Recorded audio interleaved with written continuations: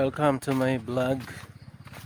Kami ay pupunta ni Pastor sa kabundukan para sa isang wedding ng ating mga kapatiran na mga katutubo. So kung napapansin po ninyo, ang paligid ko po ngayon ay puro kulay green. At yun po ang ating senior pastor. Yan, naglalakad-lakad po dyan. At ako po ay galing sa sakit. Kahapon medyo tayo nilalagnat. Pero ngayon sa biyaya ng Panginoon, doing well. Church, ito yung daanan. Medyo madulas, putik.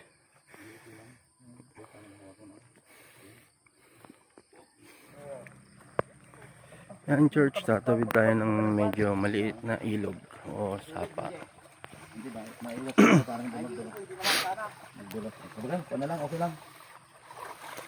Anong ko lang para mga dulag. Yan. Magmataas ko na, no? Praise God. Buti sandals ako. Ay, maaari. Baka doon iniwan ang sakong nyo. Kasi parang kwan Kasi hindi ko natandaan na pagdating kagad, naglusong kami Ay, may pa nga kami dyan. Ay, dito. So meron tayong paakyat mga churchmate. So mabundok po siya, no? And parte ng mission talagang sumadya po sa mga nasa kabundukan ng mga kapatiran. Kaya include us in prayer. Bukod sa hindi lang naman tayo sa bayan, pero may mga pagkakataon na i-invite tayo sa mga ganito. So we need to pumunta.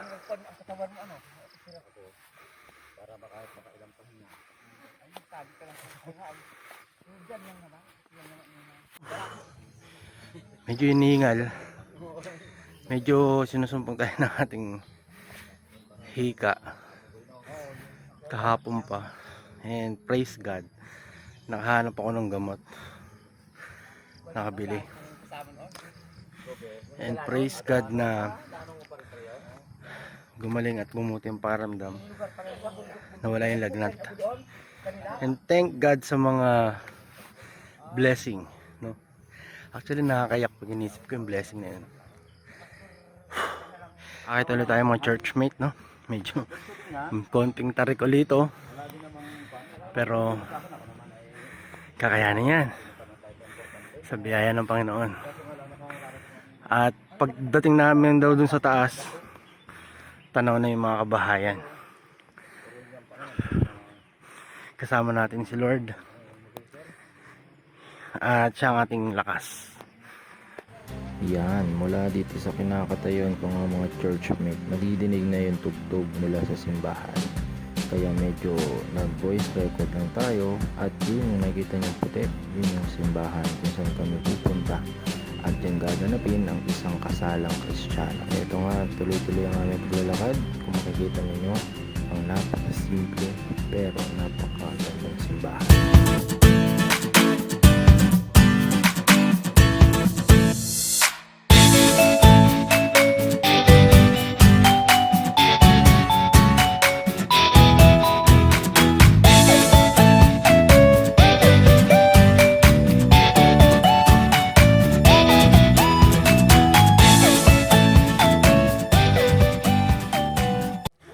Churchmate, andito na tayo sa Manaul, no? Sa Philippine Baptist Church Manaul, Oriental Mindoro. And ito, napaka simple ng simbahan. Dito gaganapin yung isang wedding ng mga kapatiran nating katutubo. Okay, napaka simple ng kanilang arrangement. Yan. Pero yung isa sa nakakamangha dito, mga churchmate, yung kanilang pulpito. Simpleng-simple lang. Ano, gawang kawayan. Ito yung sinasabi kong simpleng-simple yung kawayan na pulpit. Ayan o. Oh. Ang ganda ng pulpito. So churchmate, malapit na pong magsimula yung gawain, no, ng kasal. Nakaprepare na ang ating senior pastor na si Reverend Ariel Gonzales. Ano po? At ilang sandali na nga lang ay mawi-witness na namin ang pag-isang dibdib ng mga ikakasal. Kaya dito ay ino-orient na ni Pastor ang mga gagawin ng bawat isa. Ayan, at makita ninyo yung mga pananamit ng mga kapatiran natin mula sa katutubong mga yan. Ito at nagsimula na kilig ang ating Pastora Kay. Ano po, talaga namang nag-iinlawan at nagmamahalan po sila. Ayan, ganyan po karami ang tao dito kahit po nasa kabundukan. Ito po ang ating mga... Nasa biyaya ng Diyos, si Kay ay iyong ibigin, si Kay ay iyong igagalang, alibin at tutuparin ang mga tungkulin ng isang Kristiyanong asawa habang kayong dalawa ay nabubuhay. At syempre pa, hindi kailangang kalimutan ang permahan ng marriage contract.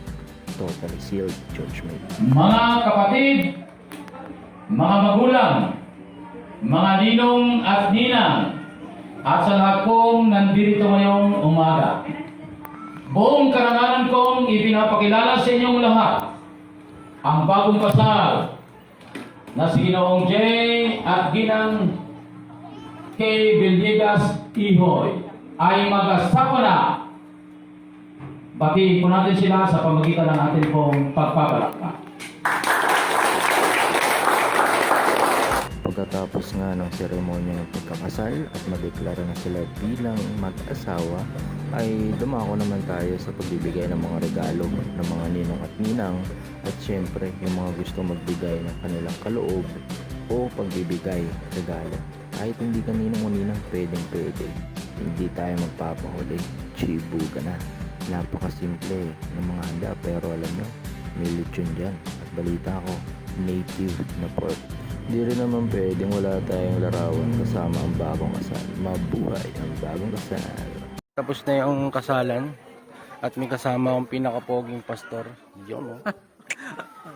Yan po ay isang katutubong pastor. Ano nga yung tribo nyo ulit? Hanonoo. Hanonoo, yun. Isa po siya sa mga pastor dito. At good news sa sino mang gustong sumuporta sa gawain dito, sa mga kapatiran natin dito, no? Meron po tayong, anong tawag dun sa bag na yung pastor? Nakalimutan ko. Nakalimutan ni Pastor Tantin yung bag. Basta't may dala-dala po akong bag. Ang tawag Ano po? bayong. O bayong po daw ang tawag doon. Yun po ay, kung gusto po ninyong tumulong, just let me know po, no? Sa gustong mag-resell o mag-wholesale po niyan, panoorin nyo lang yung vlog natin. Antabayanan nyo lang. Yan nakamoy pa na, mano-mano yung paggawa niya. At yun po, no, yun sabi ni Pastor Ariel at saka ni Pastor Tantin, yun po ay hindi po gawang makina, mga kapatid. Yun po ay gawang kamay lang po. Manual, mano-mano. Pag araw-araw po siguro visitation dito, tsaka Bible study, no, sa mga katutubo, talagang tagtag po talaga, tanggal po yung taba-taba ko dito. Pero yun, ganun pa man, sabi ko nga, itong sa bundok ay part lang ng ministry. Pag may mga special occasion lang, katulad doon ng kasalan, ganyan, o mga imbitasyon. And praise God na sa aking pag-commit, pagbabalik ministry, at pagsama po sa kapastoran ng Mindoro para po manguna sa isang panambahan sa Occidental. Ito po yung isa, experience ko po. And malaking bagay po yun, no? Please support niyo po ang gawain ito, lalo na po ang vlog na to. Ang desire ko is mag-vlog for my pastor's journey or my pastoral life journey here in Mindoro. Kasi yun yung isang commitment ko na pagbalik ko, magbablog ako. And thank God na sa unang upload ko ng vlog ay yun, itong pag-akyat namin sa bundok ng Manaol. Tatawid ka mo ng ng ilog ay nakataas pa ang pan. Yan si Pastor Ariel. Ito naman si Pastor Tantin. Ayan. At ito po si Konsihal, no? Sa isa sa ating katutubong kapatiran. Ayan. Tatawid tayo. Konti. Yung. Pero kahit na masukal, maduot, para sa mga misyon, para sa ministry, para sa gawain ng Panginoon, para sa kalulatian ng Diyos, no? Aakatin natin yung kabundukan kung talagang meron po tayong mission sa lugar na yun, no? Tulad ngayong araw na to. So mga churchmate, andito na kami sa waiting area ng aming service. Punta kami sa bahay. At ito na ang aming service.